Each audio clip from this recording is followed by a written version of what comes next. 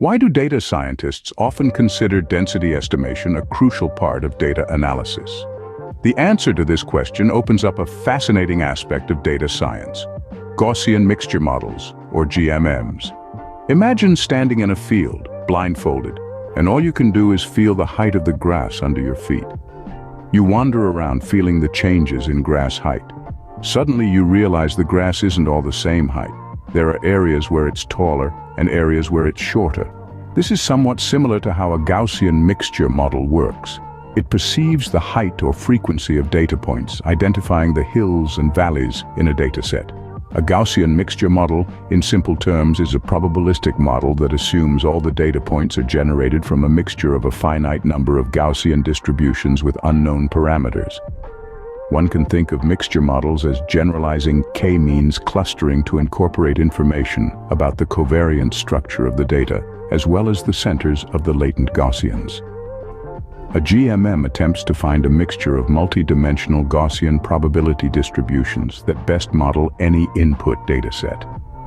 In the simplest case, GMMs can be used for finding clusters in the same manner as k-means.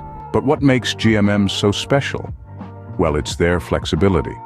While a single Gaussian distribution can only represent a single cluster, a GMM has the ability to represent multiple clusters with different shapes and sizes. Think of it as a sculptor who can create a plethora of shapes from a lump of clay, as opposed to a machine that can only produce spheres. Density estimation, on the other hand, is a very important aspect of data analysis.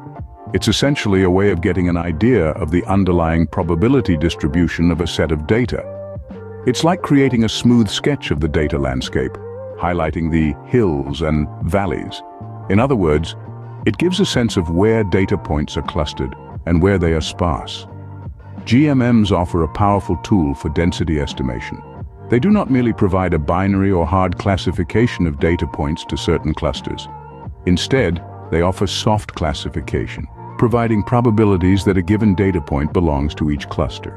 This offers a more nuanced understanding of the data. So, to summarize, Gaussian mixture models are a flexible and powerful way of modeling data as a mixture of Gaussian distributions. They are useful for both clustering and density estimation, providing a nuanced understanding of the data's underlying structure. The beauty of GMMs lies in their ability to represent different shapes and sizes of data clusters, making them a popular choice in the world of data science. Remember, like a sculptor, GMMs allow for creating a plethora of shapes from the data, offering a more detailed and comprehensive view of the data landscape. So, next time you're knee-deep in data, consider employing a Gaussian mixture model. You might be surprised at the shapes that emerge.